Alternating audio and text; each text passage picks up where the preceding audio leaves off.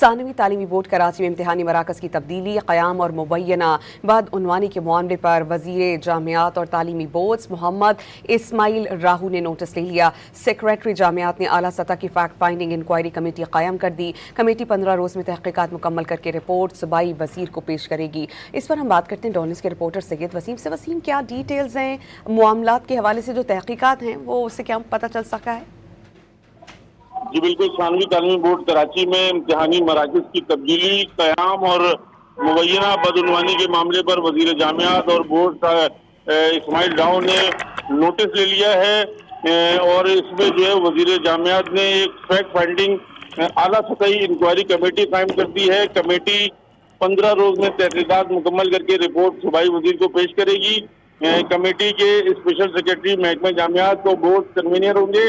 اس میں جو ہے وہ ٹیکنیکل بورڈ کے اور چیئرمین اور ایڈیشنل سیکرٹری بورڈ بطور ممبران شامل کیے گئے ہیں۔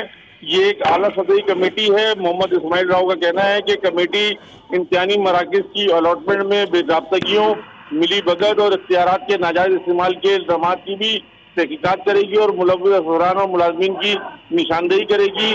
وزیر جامعات اور بورڈ اسماعیل راہو نے واضح کیا ہے کہ ملوث پائے جانے والے کسی بھی افسر یا ملازم کے خلاف سخت تعزیری اور فوجداری کارروائی کی جائے گی۔ سید وسیم، بہت شکریہ، آپ ہمیں اس بارے میں اپڈیٹ کر رہے تھے۔